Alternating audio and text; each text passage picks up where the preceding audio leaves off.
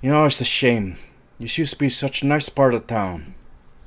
Next time, be more careful when you show your wallet. Okay, I may not have the best French accent, but forgive me, I'm American, and I speak with an American accent, born in California. Anyway, so sorry, it's been forever. Work has been insanely crazy, and I had a couple of injuries that kept me out of the gym, and I got a little depressed and didn't get on here, but I am here now with a new review that qualifies for something in the book, because God bless it, it's October 26th, and we still haven't finished this damn book, but we're close. We are close. So close. So we're getting there. Before we really get into this, I just want to say, one, thanks for listening. I know I'm not one of those YouTubers who has millions of views, but it does fill my heart with joy when I see my views going up. And I saw that a bunch of people watched the review for my last review, Dances with Wolves, so I'm really glad that people are listening. And not many people are commenting, so hopefully I'm not saying things that are outside the realm of possibility, or people are going, "You are crazy," because I think that they would say that if they felt that. Before we get too deep into this, I want a few video disclaimers. These videos are completely unedited. That's my gimmick, basically, is I don't edit these, I don't filter these, so adult things will come out of my mouth. So if your kids are in the room, you probably want to ask them to leave or put your headphones on. And I do give spoilers away. If I'm talking about movies, of course, if I'm reviewing a movie, of course I'm going to give away spoilers for the movies. But have no fear, I will put a list of every movie that I give spoilers away underneath this. Actually, every movie that I mention or quote will be, there'll be a very extensive list underneath this video that shows every movie that I give a spoiler away for, that I just quote, or that I simply just mention, and you don't have to worry about it at all. So if you want to avoid spoilers, look at that header, spoilers, and any movie I give spoilers away, you can avoid. Oh, okay. So tonight we're reviewing a movie that I actually love. Surprisingly, I love, and not a lot of people know about.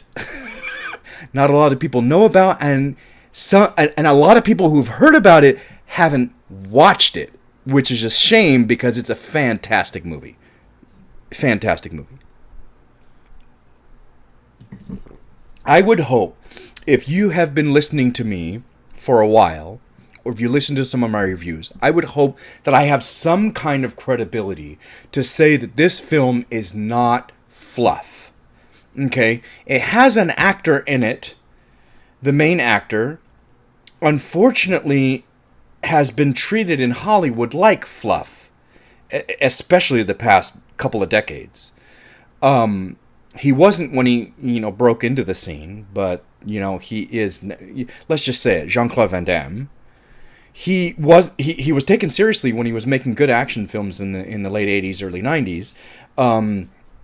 But then, for some reason, in the 2000s, he's been totally discredited, and nobody really pays attention or gives him credit. And if you're one of those people who think that he's just fluff, I would say watch this movie, because he gives a fucking amazing performance. Performance of a lifetime. Performance so brilliant that makes me, every single time I watch this, I can't help but cry. He moves me to tears. Absolutely. It's brilliant. We'll get to that. What I want to say is, don't discount him because his body of work is more or less fluff. This film is amazing. What they do in this film is amazing, and his performance is amazing. So this movie should be watched. And right now, I'm just going to take the second and rate this movie on IMDb. I have it pulled up on IMDb because I might, reference it. But I want to rate it right now because I have a pro account on IMDb, and my ratings matter. So I'm going to rate it right now. 10 out of 10. Absolutely. Okay, let's get into it. it does qualify for something in the book. Challenge number 40, a foreign film. Now, in my last review, I talked about how Dances with Wolves was so hard for me to review. It was one of the hardest movies I've ever had to review, simply because the movie is so amazing. I simply just wanted to watch it. This movie, for a completely different reason, was so hard for me to review. And the funniest thing is, I watched this back on October 18th. Here it is, October 26th, and I'm just finally recording the review. So, a testament to the fact that it took me so long to get to this. And that's why I'm wearing this one. You know, this shirt.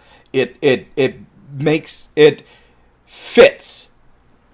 Okay. Challenge number 40. If you remember, back when I started this whole YouTube review, there was a poster on the wall of 100 top-rated films on IMDb, 100 movies that, you know, everybody should watch. No, not everybody should watch. Top-rated on IMDb.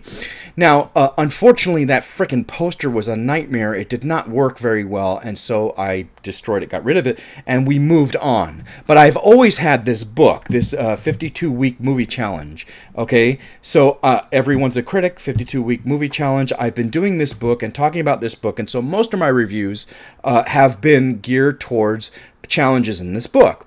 When I got this book, I knew that challenge number 40, because I flipped through everything, was a foreign film. Now, that's a really hard one for me to be like, okay, let's pick a foreign film. I'm not the biggest fan of foreign films, although I have a good dozen or more that I love.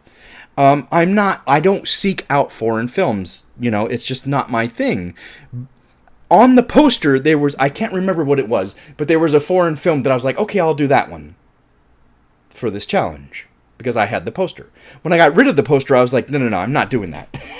Because I don't even remember what the foreign film was on the poster. So I had to choose a different foreign film. And at that point, I was like, okay, let's do Crouching Tiger, Hidden Dragon. Because I love that movie. It is cinematographically, like, it's just gorgeous. The time it took to choreograph that film, brilliant. I love the acting in that movie. The story is wonderful. It's one of my favorite love stories of all time on film. One of my top favorite love stories of all time. It's fantastic. So I was like, okay, I'm going to do Crouching Tiger, Hidden Dragon. But for whatever reason, I kept avoiding that topic. I kept avoiding it. I don't know why. I kept avoiding it. I love Crouching Tiger, Hidden Dragon. Why wouldn't I want to do that? And then I think at some point I realized, okay, it's really a challenge I feel like it might be a challenge to review a subtitled film for me, because I speak English. Well, American. So I was like, maybe that's my hang-up. Maybe that's why I keep avoiding it. So let me change this to something that is a foreign film, but that speak English, so I don't have to deal with subtitles, so I can review it. So that was my train of thought. So I was like, okay, I'm changing this challenge from Crouching Tiger, Hidden Dragon to Empire of Light. Why Empire of Light? I fucking love Empire of Light. If you haven't seen it, it's a 2022 film. Brilliant. Wonderful English film. I love it. Olivia Colman is fucking amazing. Okay? Olivia Colman, period. Whether it's in this film or another film, she's fucking amazing. The only problem is, year after year, she had been nominated for an award, for films I didn't like. And I'm like, I love her acting. I don't like these movies that she's in. And I hate to say that, but the truth is, every movie I saw of her, I was like, I don't like this movie. But she's amazing. And one of them was The Favorite with Yorgos Lanthimos. Now, unfortunately, I hate saying this because I know a lot of passion and heart goes into making a film.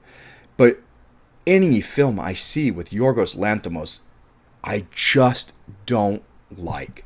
I don't like his style. I don't like the fisheye lens. I don't like when he uses the fisheye lens and moves really quick and makes me feel like I want to throw up. I've seen his movies. I love the stories. The acting is fantastic. I've seen a lot of his movies. The Killing of a Sacred Deer, The Favorite,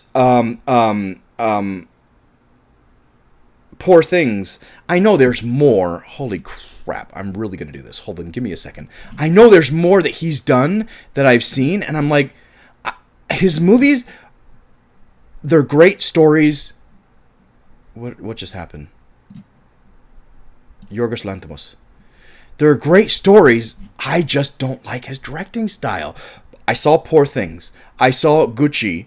I saw The Favorite. I saw Killing of a Sacred Deer. You know, I see these movies, and unfortunately, I just can't get behind his directing style. I can't. But the acting is brilliant. And so finally, you know, The Lost Daughter, Olivia Colman did The Lost Daughter, and I was like, oh, finally she did something without Yorgos Lanthimos. Let me watch her and see how she is. I loved her performance in that movie, and the movie was... I didn't like it. Anyway, I don't want to take forever talking about this. I finally saw an Olivia Colman movie that I loved, and it was Empire of Light. And of course, it's Sam Mendes. You know, I love Sam Mendes. He's done some great work that like is near and dear to my heart. You know, Skyfall. Okay, yes, I love James Bond, and he did a great job with Skyfall. But Road to Perdition is like, fuck. Like, I have to review that one of these days because it's just one of the most amazing, brilliant fucking movies, and has a scene in it that I swear is the best, in my opinion, one of the best scenes in cinematic history. Road to Perdition. Okay, so one of these days I have to review it because that scene is amazing. But I remember starting to love him when he did American Beauty, you know, and then of course he does a couple of James Bond films, which I love, Skyfall and Spectre, which is probably one of my favorites. But Road to Perdition is fucking a beautiful film. Anyway, Olivia Colman does Empire of Light, and I was like, okay, let's review this. It's in English. She's fucking amazing. I love Sam Mendes. So I said, okay, I wrote it down. Let's do Empire of Light. And then, for whatever reason, I don't know, I kept avoiding it.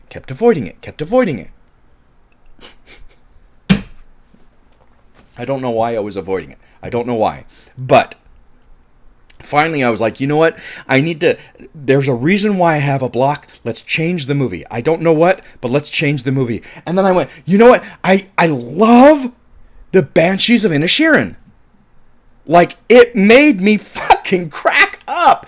And I put it on my list, Amazon list, to like buy this movie as soon as it comes out. And for whatever reason, I didn't buy it as soon as it came out. Finally, I decided to buy it, and I was like, let's just do that. The Banshees of Inisherin. Fucking Colin Farrell is outstanding. It's one of those performances that I'm just like, he's so perfectly like melts into the character that I believe he is that character, much like the only other performance he did that I felt like he was so brilliant was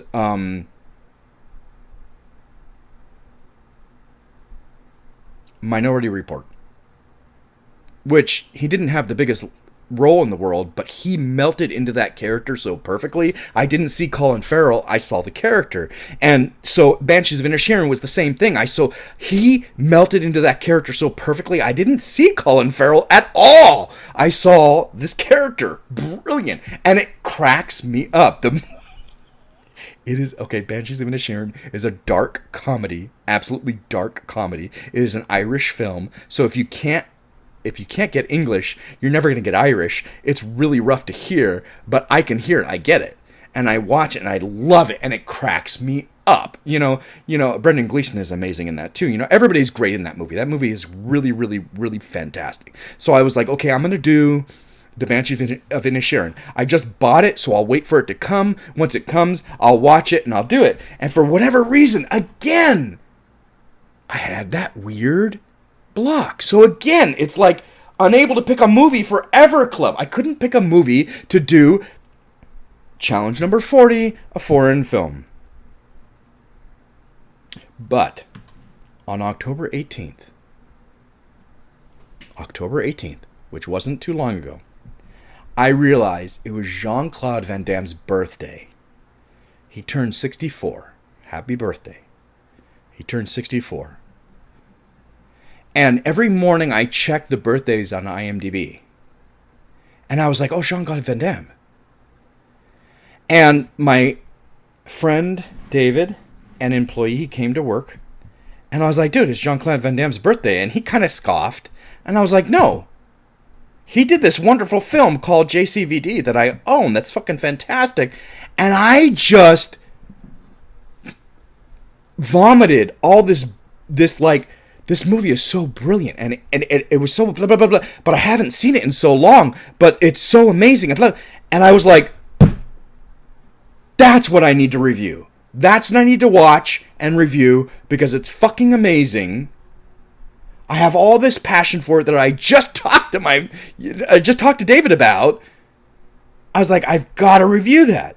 So I sat down, watched it that night, made all my plenty of notes, which unfortunately is going to take us to probably an hour and a half, maybe longer, hopefully not longer, because I've talked so much about setting this up.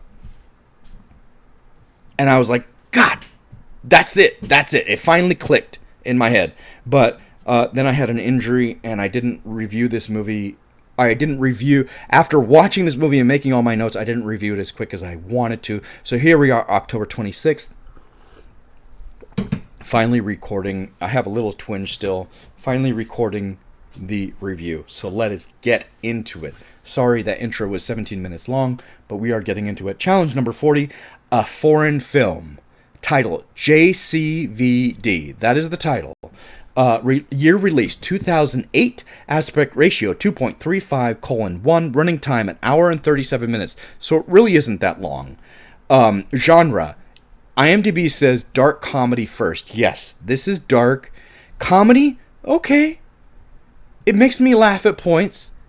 I don't know if I would have automatically said dark comedy, but that's what they put it in number 1. Dark comedy, action, comedy, crime, drama. That's what they say. Dark comedy, action, comedy, crime, drama. That's what they listed as. Okay. Rated R.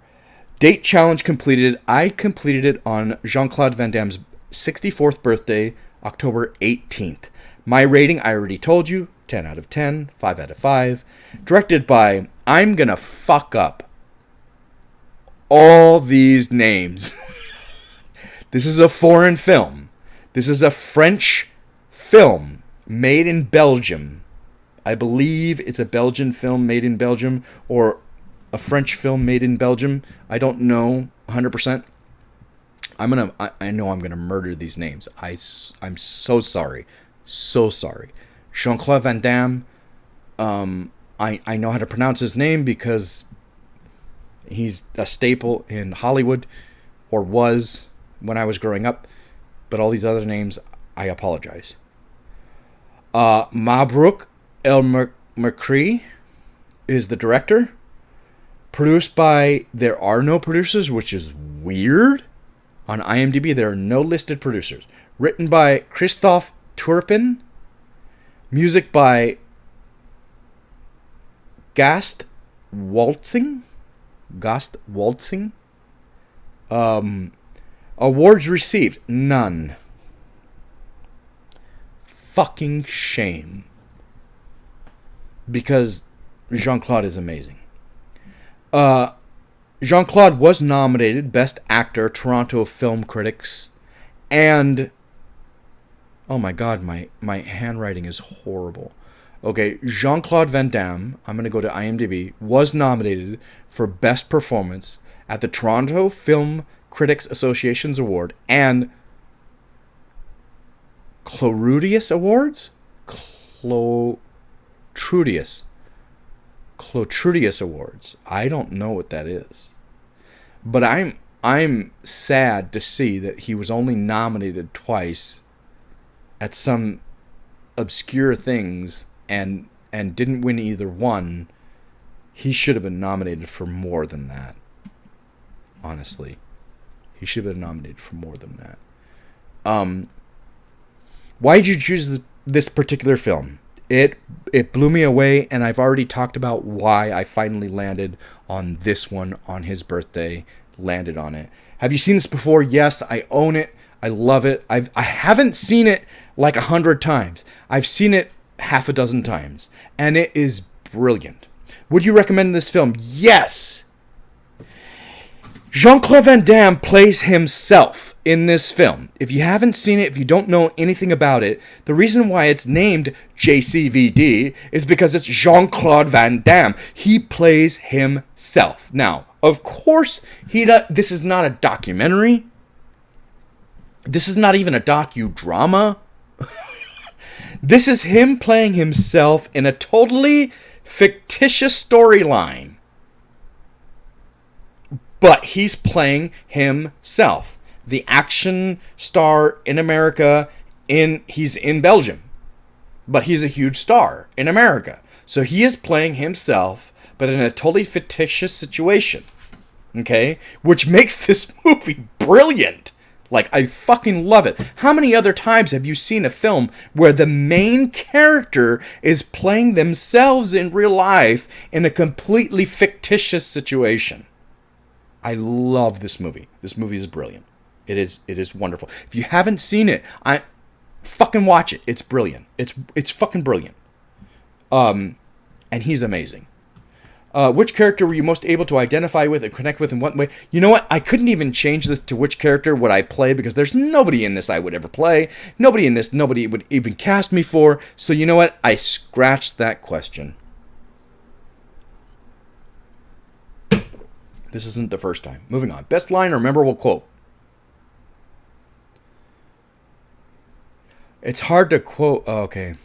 It's hard to pick a quote from a subtitled film, is what I said. So there's no quote that I put out. But I might have written some quotes in my notes.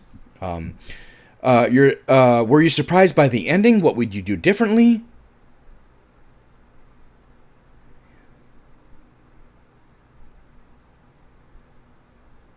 Oh. I wouldn't do a thing different. That's one. Number one, I wouldn't do a thing different. The artist wanted to do it this way for a reason, and I think it's brilliant, and I wouldn't change a thing. I said, the fact that he goes to jail, yes. Spoilers, I told you already. The fact that he goes to jail, yes, I was shocked.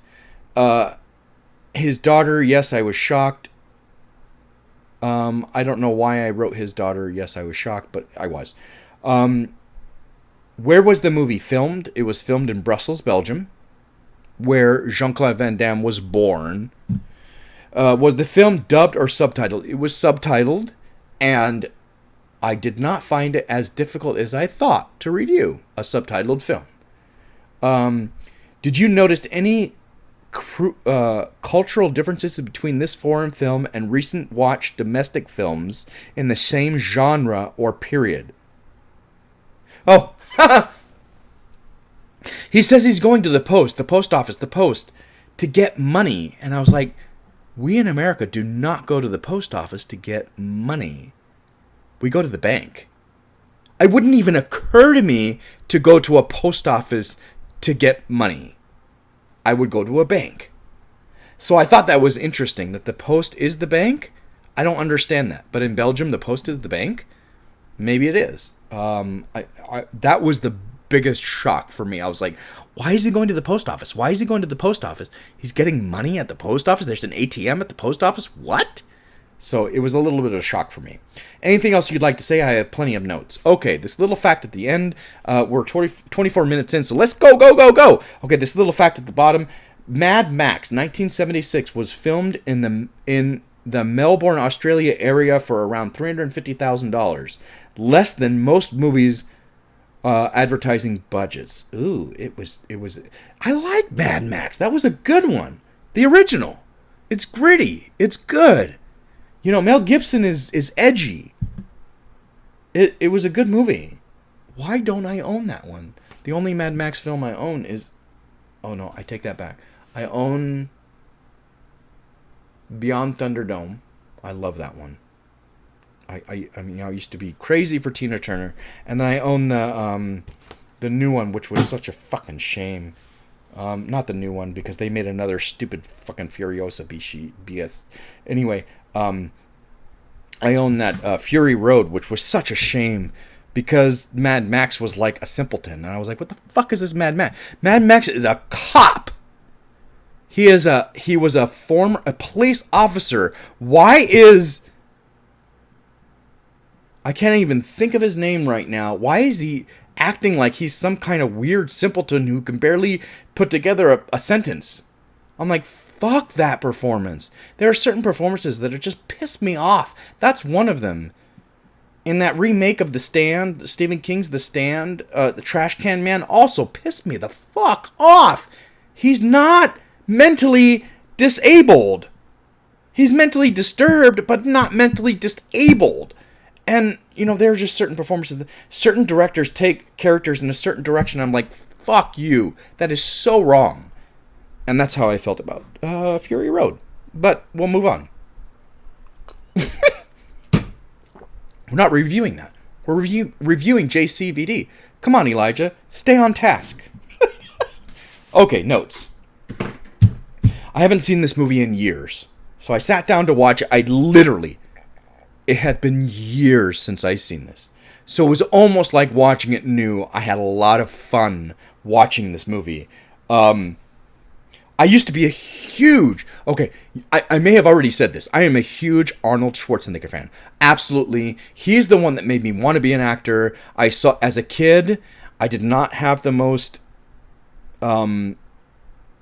positive father figure in the world. I'm not going to go into that.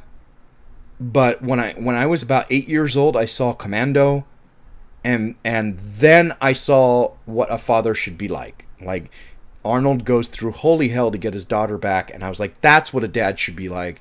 And I started looking up to Arnold since then, and so Arnold is a huge force in my entire life.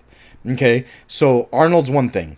But as a kid, as a teenager, I used to love Steven Seagal. Like, he was the shit for me. I would watch it. Fuck yeah.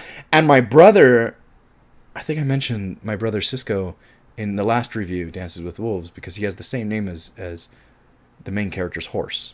Anyway, Cisco's favorite was JCVD, Jean-ClaudeVanDamme.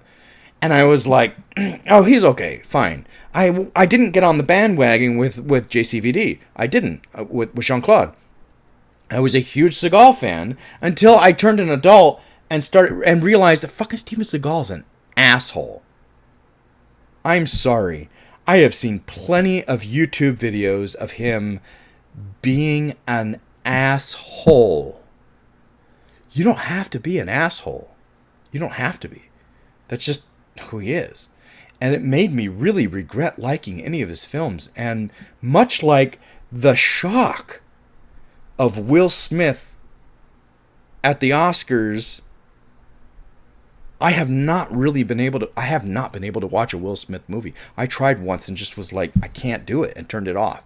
And I grew up with violence, and that's why. I grew up a lot of violence in the house, and that's why. I just can't. I can't. And I love his performances in so many movies. And the same thing was with Steven Seagal. I watched those reviews and just went, he's such an ass. He doesn't have to be a jackass to other actors. He doesn't have to say those things, but he does.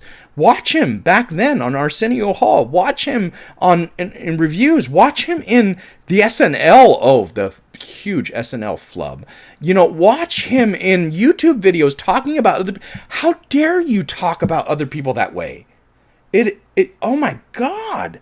What an arrogant asshole. And so I have not been able to watch a Seagal film that I loved. And I own probably a dozen of them. Loved his early stuff. Above the Law, Out for Justice, Marked for Death, On Deadly Ground, The Glimmer Man. There's so many great fucking films that I loved that I can't watch now because I realized that the man is just a narcissistic asshole. Anyway.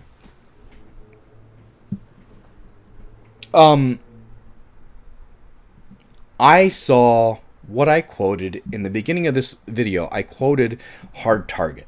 I saw Hard Target and fell in love with Jean-Claude Van Damme. And then I saw Universal Soldier. And then I started watching his other films and just went, okay, Bloodsport and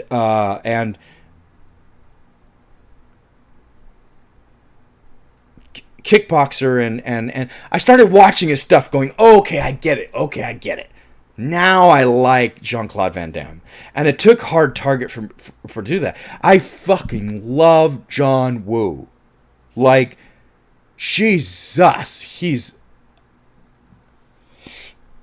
he would be one of my favorite directors if he had... Anyway, I'm not going to say it. I'm going to move on. I love John Woo. Mission Impossible 2 is one of my favorites. Face Off, he's a fucking amazing. And when I saw Hard Target, I was like... And it made me fall in love with John Woo. Not just John Woo, but Jean-Claude Van Damme. So anyway... I don't know why I went off on that tangent. Let's get back to the movie. I love that this movie is gritty. It's the handheld camera, the movements. It feels gritty. It feels like you're there. They make you feel like you're there. And of course, this is a foreign film. This is not an American film. And I'll probably say that throughout this review. I'll probably remind you of that. This is not an American film. This is a brilliant foreign film. Brilliant foreign film. The opening title sequence, the one shot, is gorgeous. Wow. I was shocked when I first saw it, and I literally had to I think I saw this on... I think I rented it on Netflix when Netflix was sending out discs. When I first saw this film. When I first saw this film, I got a disc, and I was like... I watched this opening sequence and was so blown away. I was just expecting another Van Damme film. And of course, the opening sequence gives you just another Van Damme film. I mean, he's older. I didn't expect to see him older. But I was like, okay, get over it.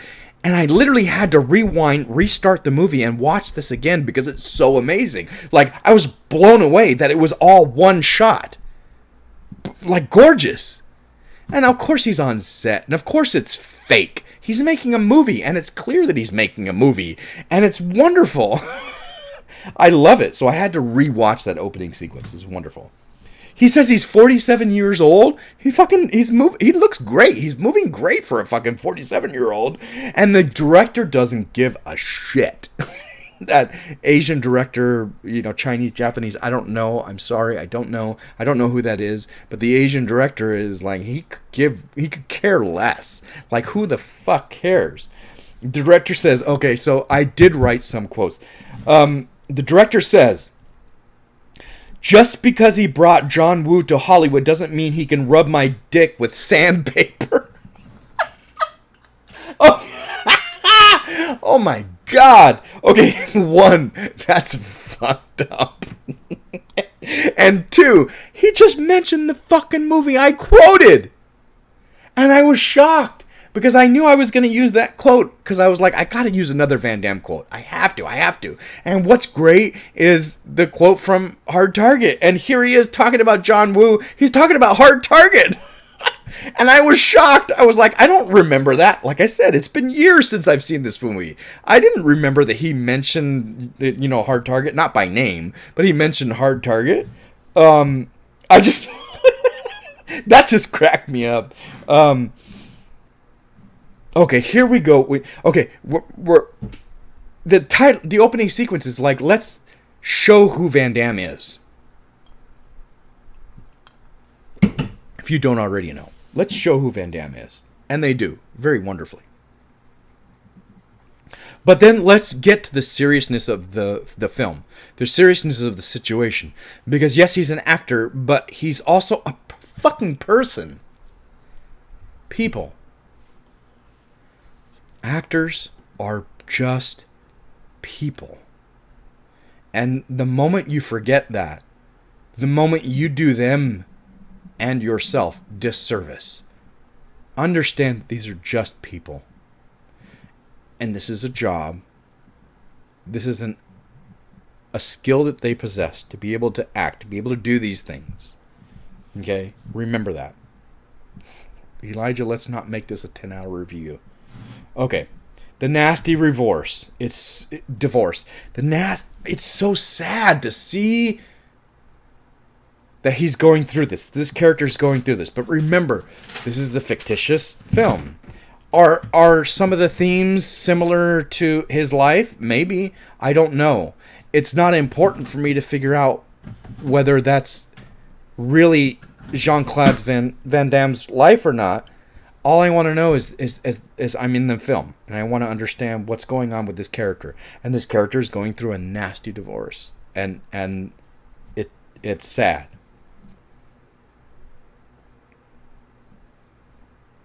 Oh my God! So the first scene in Belgium, we see these guys in the, I guess it's a video store, and they're arguing about movies using Arabs as bad guys. And they argue about how they use Arabs all the time as bad guys. And I'm like watching them argue about it and mentioning all these. And I'm like, I know every one of those. And I own most of the movies that they mention. I was like, holy shit, they're talking. That reminds me of when, one of my first official jobs, my first tax-paying jobs was Blockbuster Video. And I could talk to people about movies, anything on the fucking wall, almost anything. Not on the wall, because all the wall was new releases. Although I knew a lot of the new releases, I could talk to them about just about anything on the floor. And the funny thing is, they're sitting there talking about films, and I think every single movie they mention about, Arabs being used as bad guys, I knew all those films and owned almost all of them. And I was laughing. I was laughing my ass off watching it, going, I know all those movies. I know. I have them. I have that. That's when I realized, okay, this is going to be funny. This is going to be a dark comedy, and I didn't realize it. Okay, this is going to be funny. I love when they go say hi to Jean-Claude. They go say hi to him, and he's trying to get to the post. Again, you have to realize, this is a real person with real problems, real things going on in his life, and they don't see that. And this is a brilliant example of, he's trying to be nice, because he's a celebrity. I get it. He's in the limelight. He's trying to be nice to these guys, but these guys are like, it's a hard situation to be in. Please, don't go up to a celebrity in the fucking gym. Don't do that, please. Don't go up to a celebrity in the fucking restaurant. Please, people, don't do that.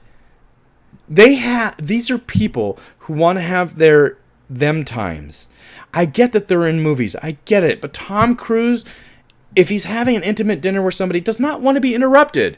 If Chris Evans is trying to get a workout in, he does not want you to interrupt it, with your...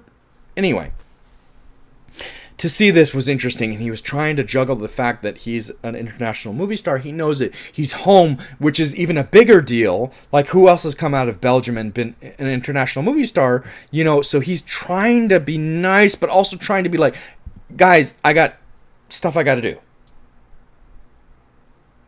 I love when the girl complains.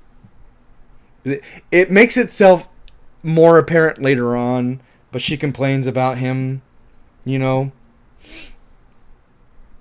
I love when the police come and she's parked in this weird area. And the police come to like bug her, but then the guys at the video store are like, Jean-ClaudeVanDamme was just here. We just got a picture. Look. And he's like, oh, really? It totally distracts him from what he's doing. And then the gunshots. And then you're like, wait, what's going on? Okay, we're into something serious. Like, what's going on? That's when we get like, woo, something's going on. The cop goes to the building and sees JCVD. All he sees is Jean-Claude. And Jean-Claude's like, get the fuck out of here. It was at this point that I was like, oh, I remember parts of the storyline.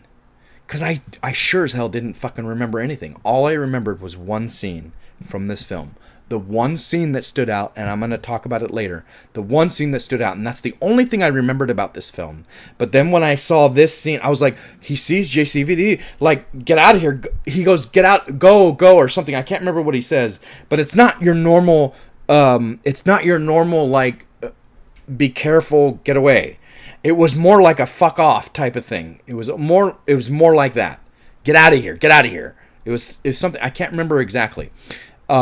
But the way he does it, and then I was like, oh, now I remember the story, the parts of the storyline that I didn't remember before. Again, the post office for the money. I was like, what? Why is he going to the post office for the money? Oh my God, this lady yelling, ah, ah, ah. Oh my God, it annoys the hell out of me. She's so fucking, just shut up. I love the misdirection because they think Jean-Claude is robbing the post office, which is the bank, which is, there's money there. Here's this, you got to wrap your head around the fact that in Belgium, apparently the post office is the bank. The post office is also the bank, or the bank is also the post office. They call it the post office several times, but it's a bank. He goes there to get money. So you have to wrap your head around that. He's there to get money. It's now being robbed. And they think he is robbing it. Because that's all the police sees is him.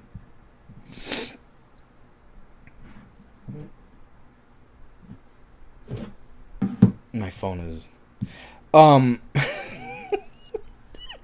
love that he makes them... He says someone's hurt.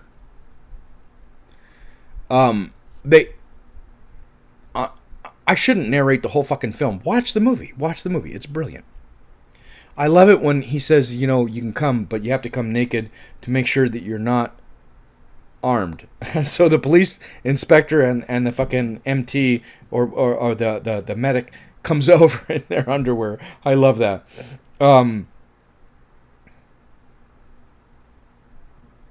Again, they see is Jean-ClaudeVanDamme is in charge. All they see is Jean-ClaudeVanDamme is robbing the place. That's all they see. Until they leave and we as the audience see different. It's very well done. Very smart. There's hostages. I love it. You see his distress once the police chief and the medic and whatever are out. You see his distress. He's just a person. I can't say that enough. He makes action movies. He is just an actor. He is just a person. His distress is real in this film. It looks so great. He does such a fantastic job. I so believe that he is in distress. He's so what? I know karate. There are 3 guys with fucking guns robbing the bank. I'm not going to karate my way out of this. This is not a 1980s film. I'm just an actor who knows karate. I love it. This is such a great job, such a great film, such a great premise. And I love that the robbers are total fuck ups.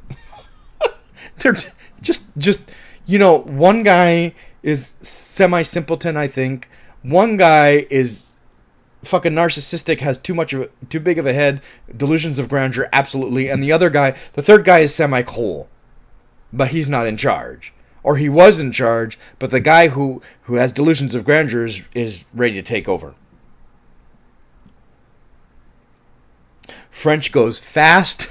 It was a challenge to keep up. I wrote that note. It was really a challenge to keep up because it goes fast. But you know what? Honestly, as fast as I thought French went trying to read it, when I watch Crouching Tiger, Hidden Dragon, that shit goes real quick. I have to pause it sometimes and read. And just wait, hold on, pause, read, because it goes fucking quick. This is nothing compared to that. And that's Mandarin, I believe. the robbers don't like each other. It's fucked up to see the robbers don't like each other again. So the guy who has delusions of grandeur doesn't like the guy who's semi-simpleton. The guy who's the coolish guy, he's supposed to be in charge, but the guy with delusions of grandeur is like, fuck this, I'm taking over if you don't step up. And I love to see that this is not fucking... I don't want to mention that film on purpose. This is not like a great, this is not Now You Can See Me where they all work together, This is not, and that's not a robbery film. But there's a robbery film I don't want to mention for reasons unexplained.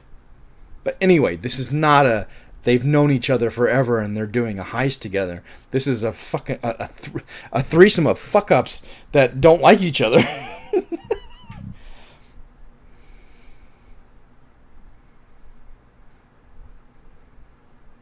Oh, when Jean-ClaudeVanDamme tries to end things, I love Jean-Claude tries to, as a person, you have to remember he's playing himself, but not really. It's in a fake situation.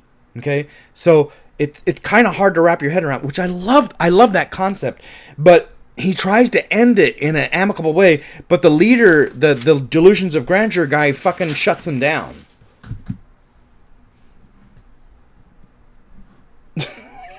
Like, that guy is just not having it. He wants his money. He wants his power.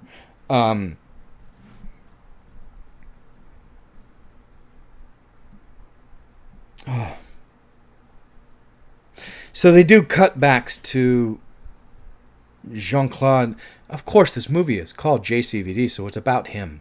So to do cutbacks, and they show you at certain times his past and what's happening and what he's dealing with. And it's so sad to see that piece of the trial when his daughter says she wants to live with her mom. That the kids in school make fun of me when they see my dad's movies. When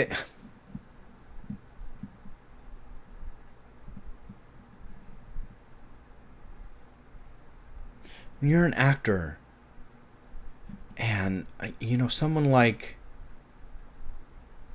I want to say, someone like Dick Van Dyke, someone like Jim Carrey, but they're so damn revered that it's hard to say that. They are brilliant. So yes, your kids might get made fun of, but then again, you're fucking somebody that the whole world knows. Dick Van Dyke and Jim Carrey. But Jean-ClaudeVanDamme for so many years has been made fun of, even though he's a great actor. He really is a great actor. Just fucking watch this movie. It's sad to see that your art, your passion, the way you make not ends meet, he makes tons of money. The way you make money for your family and your daughter is being, bullied because of that, because of what you do. It's such a... It brings it home. It brings the story real and home. We're not just watching him in the bank, in a fucked up situation. We're actually watching what led him, the desperation to be there was that he needed money. And why? Because he's going through a nasty divorce, and the divorce is so nasty that his child wants to live with his mom. It brings it home. His argument with his agent. Fucking love that they put this in here. His argument with his agent shows how smart, financially and business-wise, how smart Jean-ClaudeVanDamme really is. Look, they're making this much money. They're giving me this much. You're making this much. That argument is brilliant. I love it, and I'm glad that they put it in there. It shows that what we see as the audience is a movie. But what actors, producers, writers, agents, all have to go through to make that movie is so fucking disgustingly mechanical and money and business. It's all money, business, it's all mechanical, it's all disgusting. Honestly. And then you get the brilliant, gorgeous art side of it. Like people trying to make art. So there's these two vastly different, polar opposite things that are going on. In every movie that you fucking watch, every single movie that you watch, the brilliant, gorgeous art, the heart, the beauty of it, and then the nasty, disgusting money, business, mechanical, disgusting part of it. And that scene just shows you the disgusting part of it. The business, money, ugh. The check to his lawyer bounced. Oh my God. He doesn't have any money. It brings a whole new level to this.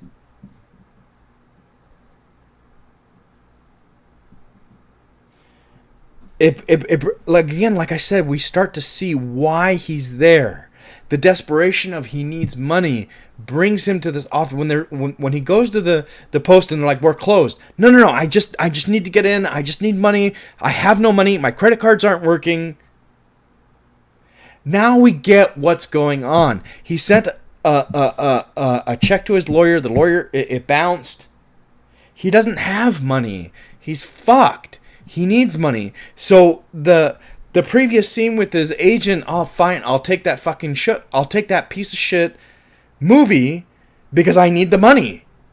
And this whole desperation around money is like, now we get why he forced his way in there and why he's stuck there. Again, it's a bank. Post, it's a bank. It's a bank. I say his acting, I wrote this note, his acting rivals even the best dramatic actor in Hollywood. He really does an amazing fucking job. Like, he is brilliant in this film. Sorry that neighbors came home and I don't want to pick that up on the microphone. I love Stallone in Get Carter. Okay, if you want to see a great performance, Stallone in Get Carter is amazing. I don't remember. He did this film. Stallone did this film that everybody praises his acting for. God bless it. It was a Copland. I don't remember that movie. I think I saw it. I need to watch it again because I hear his performance is amazing. But for me, Stallone, his brilliant performances are at the very end of First Blood, wow, and Get Carter, amazing. Great performances. Mickey Rourke in The Expendables. In The Wrestler. The Wrestler's fucking amazing. The whole fucking movie is great. Mickey Rourke is brilliant in that whole movie. But The Expendables, there's this one scene in The Expendables that I went, how the fuck is this in this movie? It so belongs in an Academy Award winning film. And Mickey Rourke is... I should do one review of just that fucking scene in The Expendables. Anyway. This is Jean-Claude Van Damme acting brilliantly. And there's another scene that I'll talk about later. He is, if you want to see someone we have underrated for years do a great fucking job acting, this is it for Jean-Claude Van Damme. Get Carter for Sylvester Stallone. The Wrestler for Mickey Rourke. Aftermath for Arnold Schwarzenegger. Absolutely. Wow. And even kind of Maggie. Maggie, he did a great job. But Aftermath for Arnold Schwarzenegger. You see him get to act. And does a damn good job.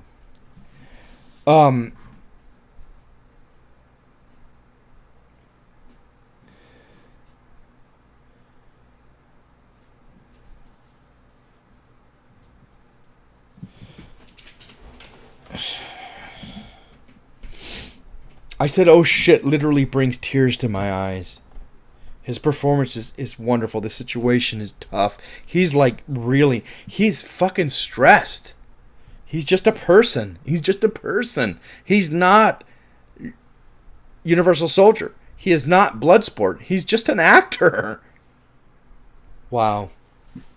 Now we're seeing what's going on in both areas. And I said, I wrote this note multiple times. So here comes the part of the movie where we start to reveal what's going on both sides of the story. The coloring is brilliant. The like almost sepia color is wonderful. I love it. It gives it a gritty aspect to the film. Again, this is a foreign film. This is not an American film, but it's fucking brilliant. Fucking brilliant. When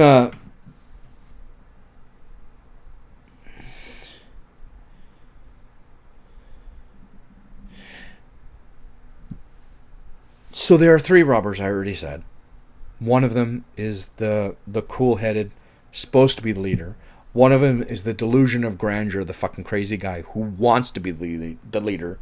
And then the third one who's I think they talked about him as if he were a simpleton. I don't think he's that. Not quite. No. Simple, but not simpleton.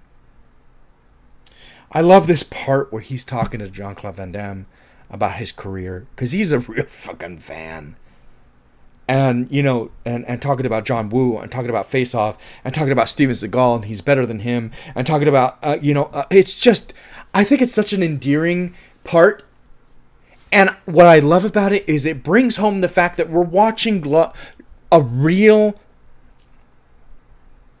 again, the concept is, it is Jean-Claude Van Damme in real life, the action star, in a totally fictitious situation. And I love that concept, and this scene brings it home, because he's talking about Jean-Claude's career. And I love you as an actor, you know? And the fucking cigarette, when he makes him like, please, just do it for me, please, just once, the cigarette, and he does it. And then he wants to try and then he wants to try to do it. You know, that scene is brilliant because it brings home the fact that we are watching a totally real person in a totally fictitious situation. Brilliant concept.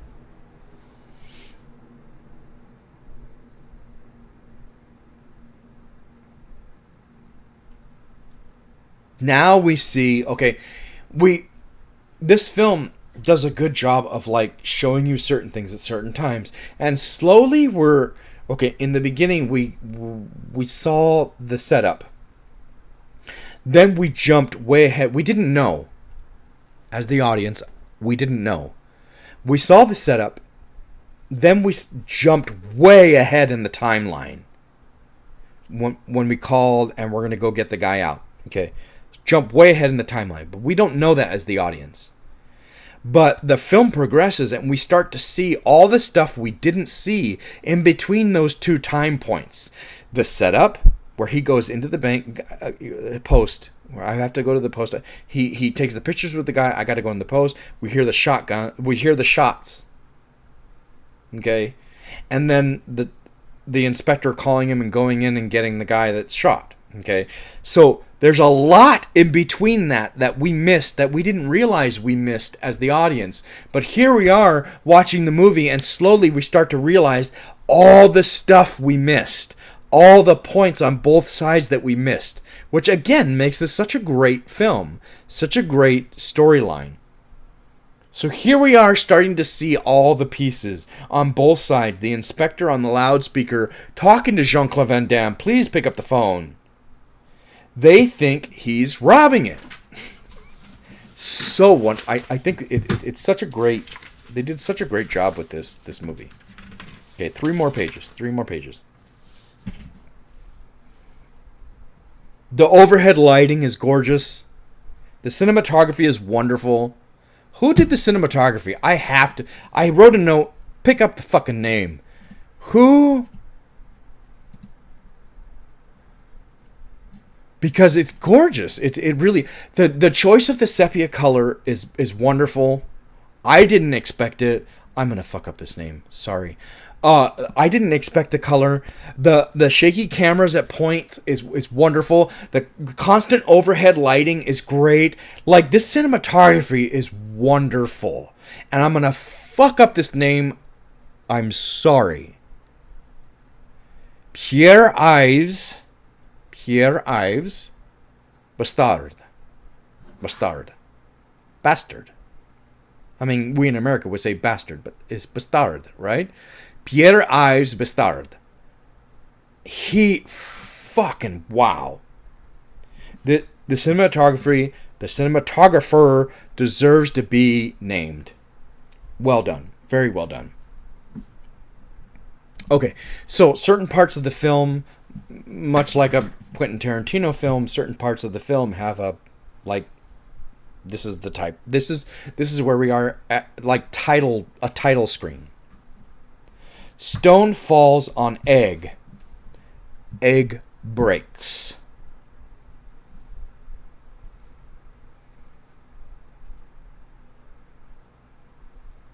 It's so well written. I wrote a note here. Sorry, I haven't seen this in years. I hadn't seen this in years.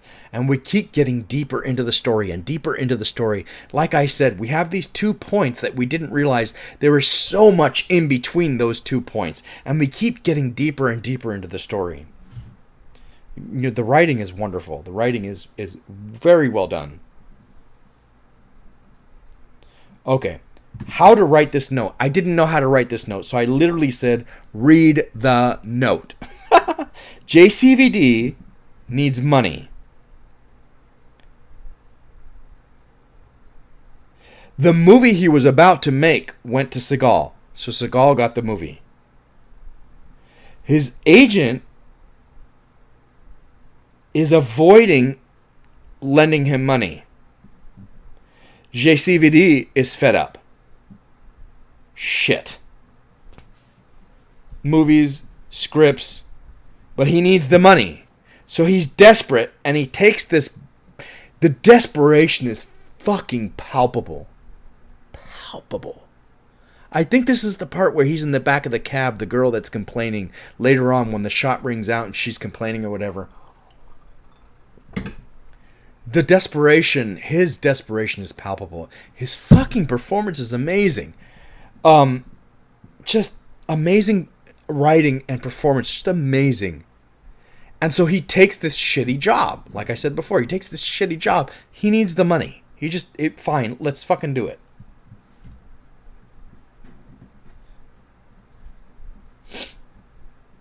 Oh, I wrote this note. Okay, let's do this again. Okay, the cab driver is so fucking funny. Actors are just people. Please, I've said this again, and I said I was going to say it over and over. Actors are just people. Kiefer Sutherland. I saw a interview of Kiefer Sutherland on YouTube at one point, and he says America is unique in that people in America think you are the person you portray, whereas people in other countries know that you're just an actor. People in America, for some weird reason, think you are the people you portray. And I think I've said this in another review where Kiefer Sutherland said there are people in this country who would not shake his hand, who would shy away from him because of some of the characters he's played. Of course, he has played some despicable fucking characters, and brilliantly, because he's a brilliant fucking actor. Kiefer Sutherland is amazing, and he's played some horrible, disgusting, despicable fucking characters. I mean, watch Stand By Me, watch Lost Boys, watch A Time to Kill. Like, he's played some despicable fucking characters. But then again, he's played some characters I fucking love. I mean, 24, Jack Bauer, like, the epitome of an amazing fucking character. I mean, I love Schwarzenegger. I love James Bond. But Jack Bauer is on a whole other level for me. Fucking love Jack Bauer. I have seen 24 all the seasons more than a dozen times. Correction. That's too much. Probably have not seen it more than a dozen times, but definitely seen it more than 6 times each fucking season. that show, for me, Jack Bauer, for me, one of the best fucking characters ever written. Love him. Love him. And Kiefer Sutherland brought that to life. Anyway, he talks about how people in America think you are that person, and so they shy away from you. And and the cab driver is like haranguing him because, oh, you're a famous actor. You should be used to this. You should be. He's a person with real problems. And as we had, the audience have seen, he's going through a nasty divorce. He can't make money. His child wants to live with his... Yeah, like, it's just heartbreaking. And you see her treat him that way, and you're like, come on, lady, he's just a person just like you. He's just a person just like you. Just because he makes movies doesn't mean he's not a person.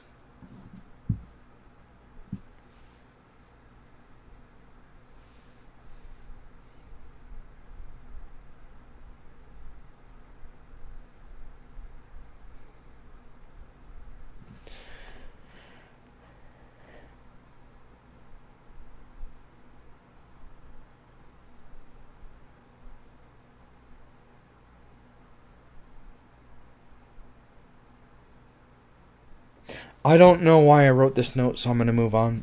It was probably a good note at the time, but unfortunately, I watched this movie on the 18th, and here it is, the 26th. Sorry, we're going to move past that. I don't know that one. I wonder if the parents, JCVD's parents in this movie are actually his parents or not. It would be interesting to find out. You can see JCVD's breaking point when he talks to his mom. Again, Jean-Claude can act. He's been pigeonholed into all these action films that don't show off his acting ability, but he can act. Watch this point when he realizes it's his mom and his mom gets on the phone. His performance is wonderful.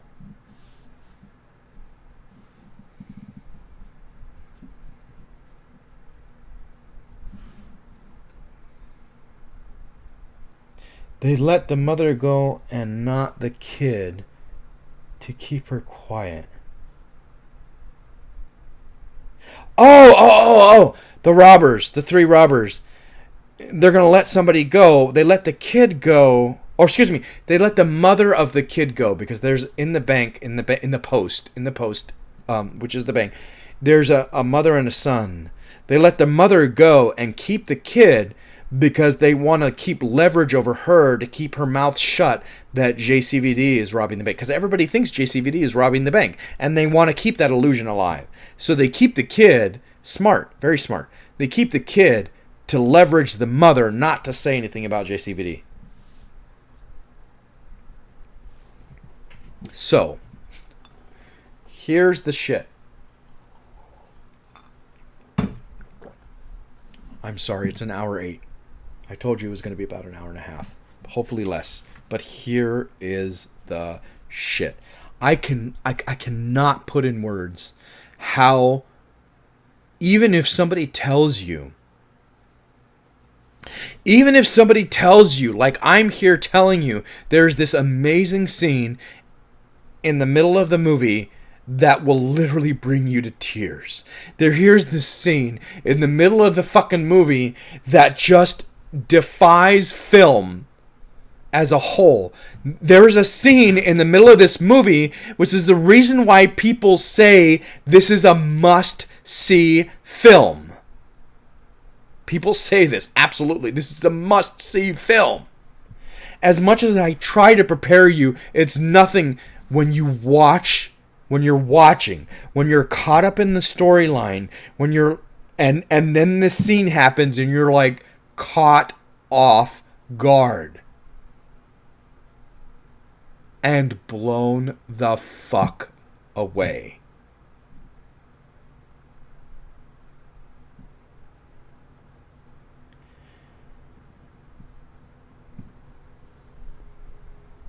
Jean-Claude can act. And this is proof of that. This scene, when he talks to you as the audience,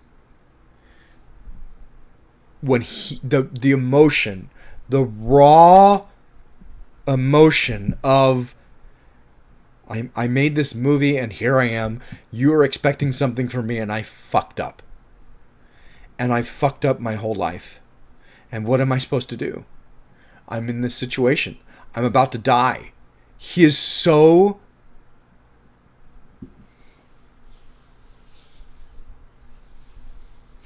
I can't say enough. I can't say enough about this. If you have not seen this film, watch it. This scene is amazing. Because Jean-Claude Van Damme is playing himself in a fake situation. So he's got to be him, but he's also got to be in this fake situation where he's literally about to die. If I say the wrong thing, I'm dead. This situation is volatile, but the situation is fake.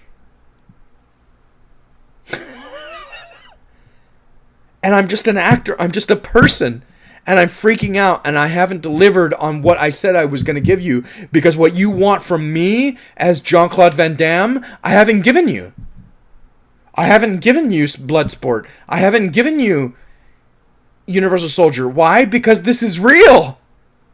Or so he's trying to tell you. This is real. But it's fake. But it's real. I can't say enough about this movie, about this scene. And I'm literally like drenched with tears because he is so raw and real and like pleading to the audience, straight to the fucking audience. And it's gorgeous. It's gorgeous. It's gorgeous. Then we get another title screen. What did I say before? This is so fucked up. Stone falls on egg. Egg breaks. Now we get title Egg falls on stone. Egg breaks. What the fuck? The egg is damned no matter what. Like, what the fuck? And I love that sentiment in that film. Egg falls on stone, egg breaks. Stone falls on egg, egg breaks. So, no matter what. Now that we've had this amazing fucking scene where it's just you and him, JCVD. Now I feel like here at this point, now I feel like I'm watching a movie. Now I feel like I'm watching any other JCVD film, and they did that on purpose. Up until this point, I felt like I was in a real life situation with a real person, but like feeling like, I don't think this is quite real. Like JCVD is playing himself, okay?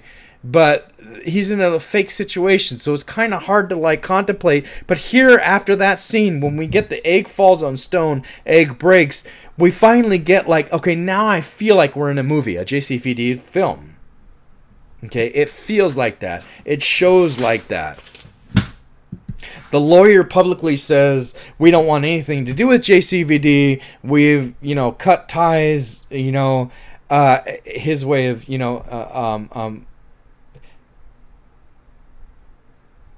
So he's like, we don't want anything to do with him. We cut ties. We don't want anything. And JCVD sees this on film. And so now he's frustrated and wants to fight back.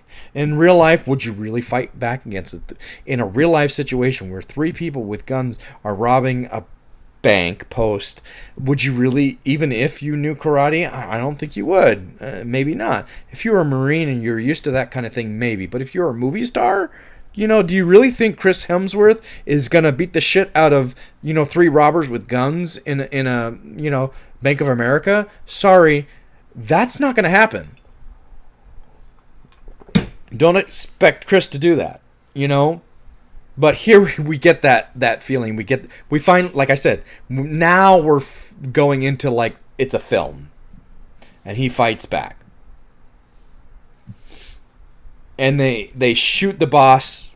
They shoot the boss. So here comes the beginning of the end. We know the end of the film is coming.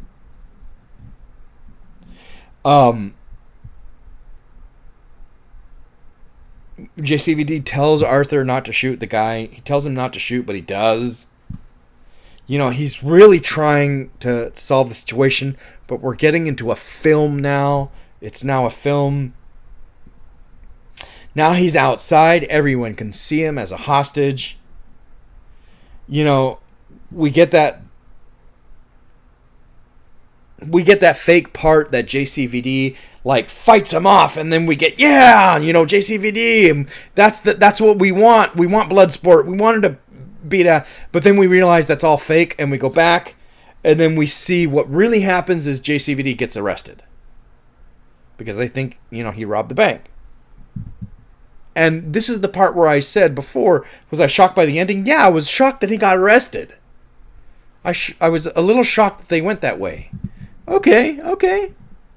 He gets arrested. His daughter comes and sees him in jail.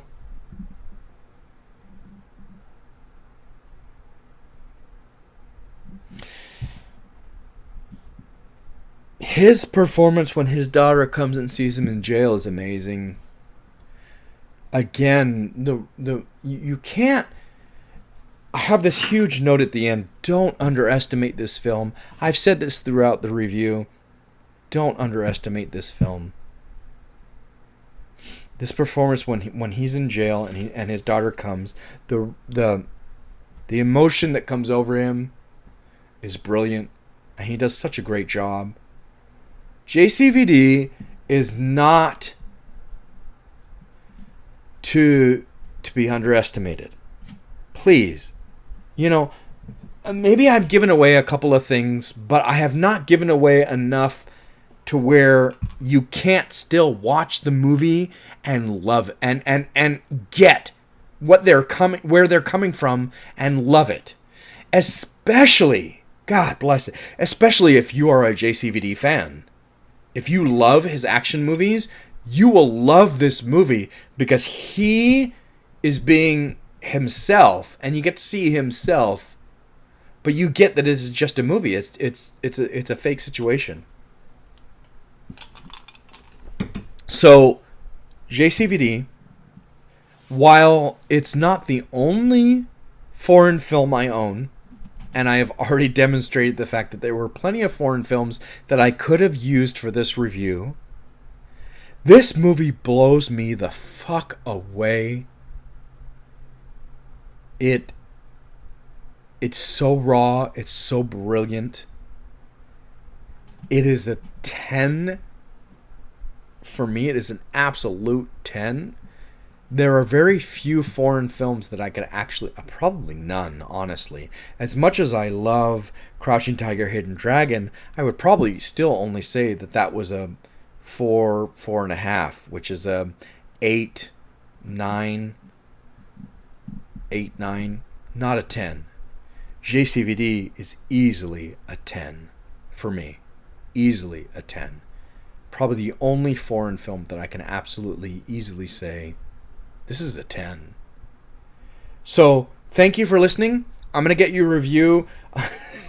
I swear, I keep saying this, but I promise I will get you a review sooner than a month. Which, I'm so sorry. It took it took too long for me to get another review out. I have 1, 2, 3, 4, 5, 6. 1, 2, 3, 4, 5, 6. 6 more challenges in the book. Okay? And the strange thing is, 2 of these challenges